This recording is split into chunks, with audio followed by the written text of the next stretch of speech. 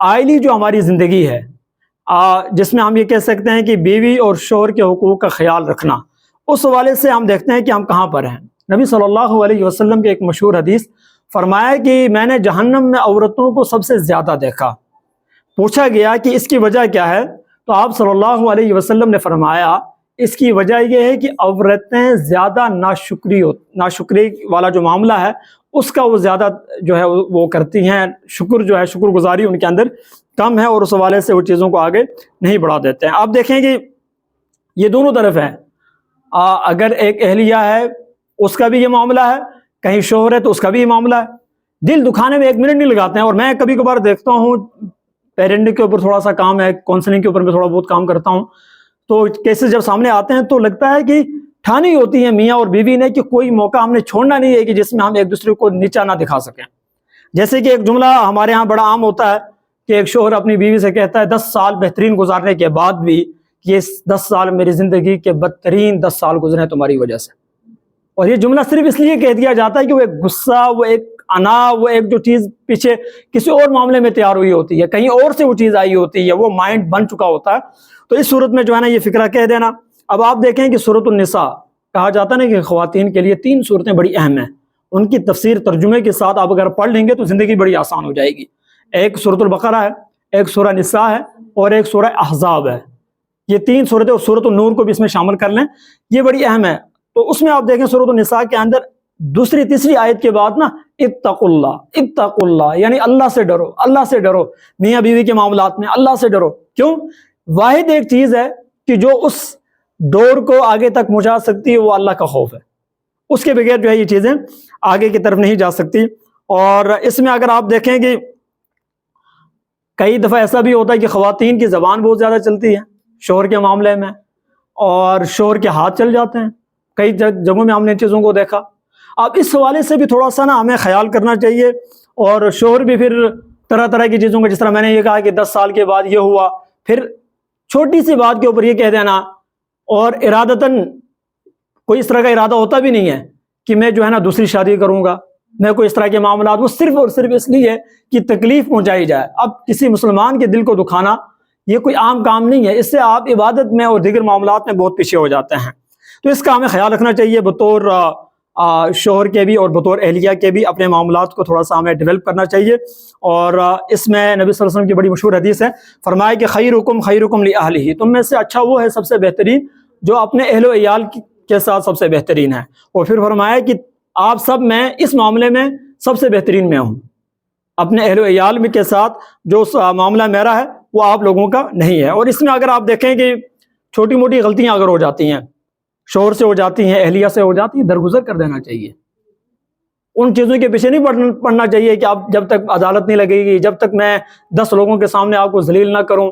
اور میں نے گھروں کو بگڑتے ہوئے ایسے بھی دیکھا کہ وہ جو ناسمجھ خواتین ہوتی ہیں وہ چھوٹے سے معاملے کو بھی اپنے والدین سے ڈسکس کر دینا، اپنے بھائیوں سے ڈسکس کر دینا۔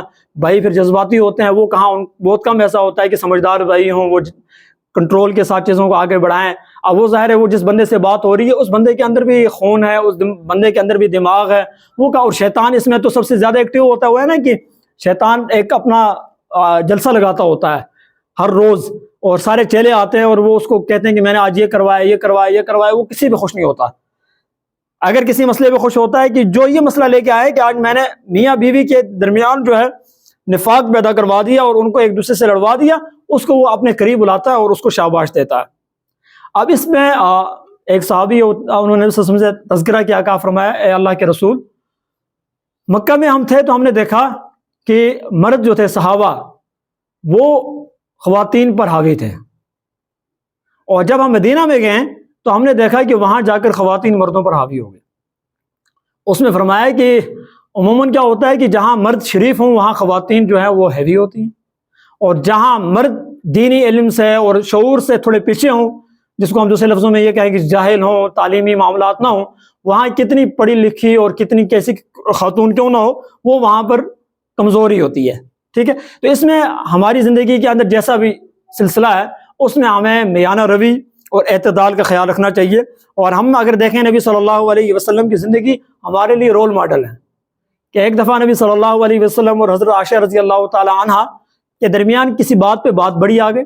اتنے میں ابوبکر صدیق رضی اللہ تعالیٰ عنہ آئے تو نبی صلی اللہ علیہ وسلم نے ان کو دیکھ کے فرمایا کہ چلے اچھا ہوا ابوبکر آئے ہیں, ان سے ہی ہم ذرا یہ بات رکھتے ہیں تو یہ ہمیں کچھ بہتر اس میں مشورہ دیں گے. ابوبکر صدیق رضی اللہ تعالیٰ عنہ جب قریب آنے لگے تو وہ بات ان سے کہنے ہی والے تھے. حضرت عائشہ رضی اللہ تعالیٰ عنہ نے کہا نبی صلی اللہ علیہ وسلم سے کہ ساری بات سچی سچی بتانا. جس طرح آپ ظاہر ہے کہ میاں بیوی کا آپس میں ایک تعلق ہوتا ہے, بہت ساری چیزیں ہیں وہ ظاہر انسان ہونے کے ناطے. تو ابوبکر صدیق نے جب اس بات کو سنا تو قریب آ کر حضرت عائشہ رضی اللہ تعالیٰ عنہ کے منہ پر تھپڑ مار دیا. کہنے لگے کہ آپ اللہ کے رسول کو یہ کہہ رہے ہیں کہ ساری بات بتائیں اور سچی بات بتائیں, کیا یہ کوئی ایسی بات بتا سکتے ہیں جو سچی نہ ہو؟ تو نبی صلی اللہ علیہ وسلم نے ابوبکر صدیق کو روکا اور ان سے کہا کہ آپ کو میں نے یہاں جج کے طور پر نہیں بلایا تھا, آپ کو ثالث کے طور پہ بلایا تھا کہ آپ ہماری بات سنتے, لیکن اب آپ چلے جائیں واپس. اور ان کو بھیجتے ہیں. حضرت عائشہ ان کے پیچھے چھپ جاتی ہیں نبی صلی اللہ علیہ وسلم کے, اور نبی صلی اللہ علیہ وسلم حضرت عائشہ سے مخاطب ہوتے ہیں اور کہتے ہیں کہ دیکھیں کہ آج میں نے آپ کے والد سے آپ کو میں نے خود بچایا. ٹھیک ہے, تو یہ نبی صلی اللہ علیہ وسلم کی جو زندگی ہے وہ ہمارے لیے کیا ہے, رول ماڈل ہیں. اور اس میں اگر ہم دیکھیں کہ اللہ تبارک و تعالیٰ نے قرآن مجید میں بھی کئی جگہوں پر اس طرف اشارہ کیا کہ وعاشروہن بالمعروف, آپس میں جو میاں بیوی کا جو رہن سہن ہے وہ سب سے بہترین ہونا چاہیے. وہ ایک دوسرے کی سیلف رسپیکٹ, عزت نفس کا خیال کرنا. عزت نفس سب سے بڑی چیز ہے. ہم میں سے جو بندہ یہ کام سمجھ لیا نا کہ عزت نفس کو سمجھ لیا, کیا سے کیا کام ہو وہ آپ کروا لیں گے. پیار سے, رسپیکٹ سے آپ کو ہر چیز مل جانی ہے. اور جو ہی آپ عزت نفس کا جنازہ نکال دیں گے اور تانے شروع کر دیں گے, چاہے وہ دوسری سائڈ سے ہو یا پہلی سائڈ سے ہو, وہاں مسائل نہیں ہوتے ہیں. بظاہر چھوٹی سی چیز ہوتی ہے, پتہ چلتا ہے کہ میں نے 5,000 روپے مانگے تھے, کیا ہوا جی نوبت کہاں پر جا کے ختم ہوئی, خلا اور طلاق پہ جا کے ختم ہوئی. کہیں پر یہ پتہ چلتا ہے کہ نن نے یہ بات کی تھی, اب وہ نن نے شاید وہ بات کی بھی نہیں ہوتی, کہیں کی بھی ہے. اب اس مسئلے کو ظاہر ہے کہ آگے کی طرف ہم اس طریقے سے لے کے جاتے ہیں, پھر ہمیں کہیں نہ کہیں مسائل کا سامنا کرنا پڑتا ہے. اور کئی دفعہ ایسا بھی ہوتا ہے شور یا شور کے گھر والے وہ اس بہو سے یا اس اہلیہ سے ایسی چیزوں پر بھی ناراض ہوتے ہیں جو اس کے اختیاری میں نہیں ہے. مثال لے لیجئے کہ اگر کسی کے یہاں بیٹیوں کی پیدائش ہوتی ہے, اس کے اوپر اس کو کوسنا, اس کو تنگ کرنا, اس کو اذیت دینا اور یہ کہہ دینا, اور یہ مطلب جاہلانہ سارے رویے معذرت سے اس میں, اور بھی وہ ساری چیزیں ہیں اس کو آگے بڑھانے میں. جہاں پیری فقیری کا ایک سلسلہ ہے وہ بھی اس میں اس سلسلے کو عام کرنے میں عام ہے. پھر ہمارے ہاں جو الٹرا ساؤنڈ والی کمپنیاں بیٹھی ہوئی ہیں ان کا بھی ایک اپنا سارا سلسلہ ہوتا ہے, اور وہاں جا کے یہ بتائیں جی کیا ہے کیا نہیں ہے, اور اس میں جا کے وہ جو بقیہ 7, 8, 6, 5 ماہ اذیت میں گزرنا. میں نے کئی لوگوں کے گھروں کو اجڑتے ہوئے دیکھا ہے. میں نے کئی لوگوں کو دیکھا ہے کہ وہ اپنی بنیادی جو ضروریات ہوتی ہیں نا وہ بھی بند کر دیتے ہیں. خوراک تک کا جو ہے اس خاتون بیچاری کو پوری نہیں مل رہی ہوتی ہے. وجہ کیا ہے کہ اس کو یہ تانا دیا جاتا ہے کہ ہماری پہلی 3 بیٹیاں تھیں, اب چوتھی بیٹی کا ذریعہ آپ کیوں بن رہے ہو, جبکہ اس کے اختیار میں ہی اللہ کا ہے. اللہ کس کو کیا دیتا ہے, کس سے نوازتا ہے اور کس طریقے سے چیزوں کو آگے بڑھاتا ہے. اور رزق کا وعدہ بھی اللہ نے کیا ہوا. وہ یہاں پر یہ بات میں ایڈ کر دوں آپ کے لیے کہ وہ ایک بندہ کسی فیکٹری میں کام کر رہا تھا, اور وہاں یوں ہوا کہ مالک نے ایک دفعہ اس کی سیلری بڑھا دی, اور ذہن میں یہ تھا کہ آئے گا شکریہ کے لیے, جس طرح ہم کسی کے ساتھ نیکی کرتے ہیں پھر ہمارے ذہن میں ہوتا ہے کہ آئے گا کہیں شکریہ ادا کرے گا. وہ بندہ نہیں آیا. تو 2-3 ہفتوں کے بعد سیم یہ سچویشن ہوئی کہ اس میں کہا قریب ہی نہیں آیا, منہ ہی نہیں لگایا اس نے, تو اسے سیلری دوبارہ کاٹ دی وہ جو بڑھائی تھی. یہ پھر بھی نہیں آیا. اس کے ذہن میں تھا کہ اب آئے گا کہ سر آپ کیا کر رہے ہیں, پہلے سیلری بڑھا دی اب کم کر دی, کیا وجہ, یہ نہیں آیا. تنگ آ گیا تو ہفتے بعد اس کو بلایا اپنے کیبن میں اور کہا کہ مسئلہ کیا ہے, کہ میں نے سیلری تمہاری بڑھائی تب بھی آپ پہ کوئی اثر نہیں ہوا, سیلری کٹائی تب بھی, یہ کیا سلسلہ. تو اس نے کہا کہ آپ نے کچھ بھی نہیں کیا, یہ جو معاملہ تھا یہ اللہ کی طرف سے تھا. جب آپ نے میری سیلری بڑھائی تو اللہ نے میرے ہاں گھر کے اندر بچی کی پیدائش ہوئی, اور وہ اس کا حصہ تھا جو اللہ نے بھیجا, اور مجھے یقین تھا اللہ نے بھی بھیجنا ہے اور وہ بھیجا. پھر کہا کہ جو میں نے سیلری کاٹی اس وقت اثر نہیں ہوا. تو کہنے لگے کہ گھر کے اندر میری والدہ تھی, بوڑھی اماں تھی, اس کا انتقال ہوا, اور مجھے اندازہ تھا اس کا جو رزق ہے وہ اپنا رزق ساتھ لے کے جائے گی, اور وہ جو حصہ اس کا تھا وہ آپ نے ختم کر دیا. آپ نے کیا کیا, اللہ نے ختم کر دیا. اور میں حال ہی میں میری والدہ کا انتقال ہوا, یہاں لوگوں کو پتہ ہے, میں اس سلسلے سے خود گزرا ہوں, اور میں دیکھ رہا ہوں کہ وہ جو ماہانہ بجٹ میں ان کے اوپر لگاتا تھا وہ جتنا بھی تھا, وہ جس سلسلے میں میری چیزیں آگے بڑھ رہی تھی اس میں اس کا پورا کٹ لگ گیا تیسرے دن. اور میں کیونکہ اس سے اویئر تھا, اور اس وقت بھی میں کبھی کبھار کہتا ہوں اپنے دوستوں سے کہ بوڑھے جو ماں باپ ہیں ان کو کبھی بوجھ نہ سمجھو, ان کی وجہ سے ہی آپ کو سب کچھ ملا ہے، ان کی دعاؤں کی تو فعل ملا ہے۔ اور جب یہ چھن جاتے ہیں نا، پھر انسان چاہتا ہے بہت کچھ کرنا لیکن موقع نہیں ہوتا، پھر بس بندہ ایک اندھیرے کمرے میں جا کر اونچی آواز سے رو بھی نہیں سکتا۔ ایک ایک لمحہ یاد آتا ہے اپنی اس کو کہ بے لوث رشتہ ہے نا ماں کا، والد کا، یاد آتا ہے کہ وہ کہیں یہ ڈیمانڈ مجھ سے کی تھی، لے آتا، نہیں لایا، لیکن وہ ماں پھر بھی چیز چاہیے تھی، نہیں لایا، پھر بھی دروازے پہ کھڑی تھی سینے سے لگانے کے لیے۔ اور دوسرا کوئی رشتہ جب چیز کی ڈیمانڈ کریں، گیٹ سے اندر جا کے دکھائیں۔ تو مطلب یہ جو لمحات ہیں یہ ہماری زندگی کے اندر آتے ہیں، تو اس حوالے سے ہمیں کہیں نہ کہیں خیال کرنا چاہیے، چیزوں کو آگے بڑھانا چاہیے۔ نبی صلی اللہ علیہ وسلم کی زندگی ہمارے لیے رول ماڈل ہے۔ ایک دفعہ اسی طرح کا معاملہ تھا، نبی صلی اللہ علیہ وسلم دیکھیں کس حد تک خیال کرتے تھے نبی ہونے کے باوجود۔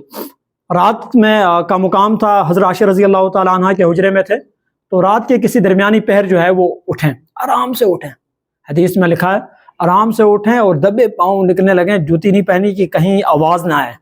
اتنے میں حضرت عائشہ رضی اللہ تعالیٰ عنہ کی بھی آنکھ کھل گئی، تو انہوں نے دیکھا کہ یہ کیا دبے دبے پاؤں اٹھ رہے ہیں، جا رہے ہیں، کہاں جا رہے ہیں؟ جب وہ باہر نکل گئے، حضرت عائشہ رضی اللہ تعالیٰ عنہ بھی اٹھی اور ان کے پیچھے ہو گئی۔ نبی صلی اللہ علیہ وسلم جنت البقیع میں چلے گئے، وہاں دعا اور اس معاملے سے ہو کے واپس آئے، تو اتنے میں حضرت عائشہ رضی اللہ تعالیٰ عنہ نے دوڑ لگائی اور دوڑتے ہوئے واپس وہ پہنچے اپنے اس بستر پر۔ جو نبی صلی اللہ علیہ وسلم واپس پہنچے تو اندازہ ہوا کہ سانس پھول رہی، تو پوچھا کہ کیا معاملہ ہے؟ تو حضرت عائشہ رضی اللہ تعالیٰ عنہ نے بتایا کہ میں نے دیکھا کہ آپ بڑے خاموشی سے اٹھیں، تو میں نے کہا یہ کیا اچانک کیا مسئلہ ہوا، آپ کو میں دیکھوں۔ تو اس لیے تو نبی صلی اللہ علیہ وسلم نے فرمایا کہ میں اس لیے آہستہ سے اٹھا کہیں آپ کی نیند میں خلل نہ آئے۔